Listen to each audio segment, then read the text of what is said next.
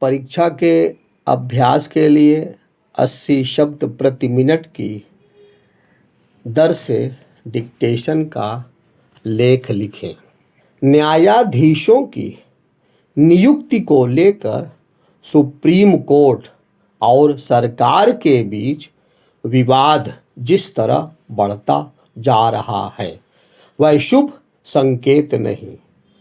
दोनों ही पक्षों को यह समझना होगा कि इस मामले में विवाद की नहीं संवाद की आवश्यकता है। यह निराशाजनक है कि इस आवश्यकता की पूर्ति के लिए कोई पहल होती नहीं दिख रही है।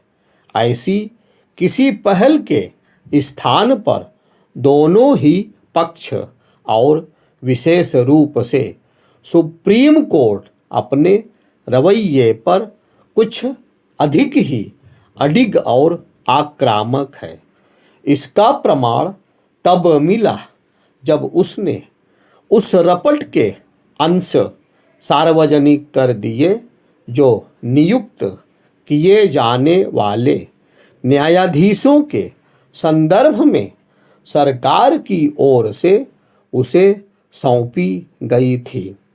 इस रपट में खुफिया एजेंसियों की ओर से दी गई जानकारी थी। इससे बड़ी विडंबना और कोई नहीं हो सकती कि खुफिया एजेंसियों के आकलन को सार्वजनिक करने का काम सुप्रीम कोर्ट करे। इस पर केंद्रीय कानून मंत्री किरण रिजिजू ने उचित ही आपत्ति जताई।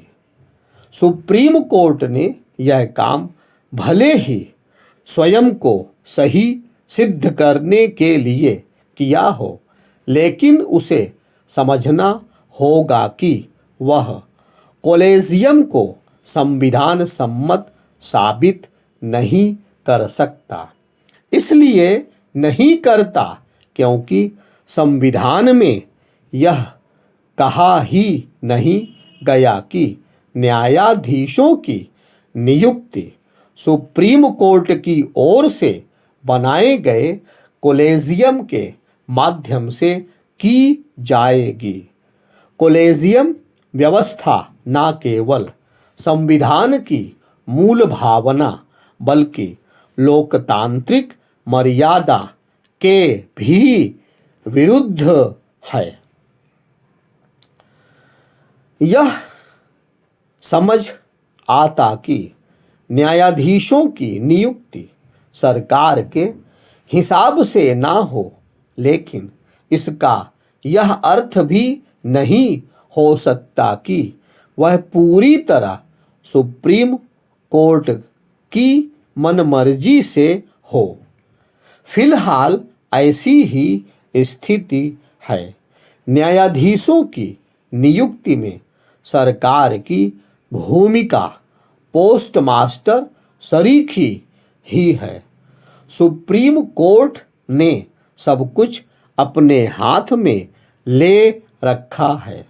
सबसे विचित्र यह है कि वह न्यायाधीशों की नियुक्ति प्रक्रिया से संबंधित मेमोरेंडम ऑफ प्रोसीजर को भी दुरुस्त करने के लिए तैयार नहीं, जबकि उसने स्वयं माना था कि इसमें सुधार की आवश्यकता है।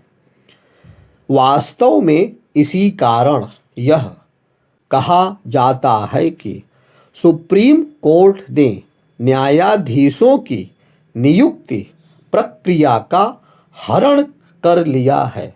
आखिर न्यायाधीशों की नियुक्ति के मामले में ऐसी कोई व्यवस्था क्यों नहीं हो सकती जिसमें सुप्रीम कोर्ट के साथ सरकार की भी भागीदारी हो। विश्व के अनेक देशों में ऐसा ही है। कहीं कहीं तो न्यायाधीशों की नियुक्ति सरकार ही करती है। क्या ऐसे देशों के बारे में यह कहा जा सकता है कि वहाँ भारत से खराब न्याय व्यवस्था है? बस।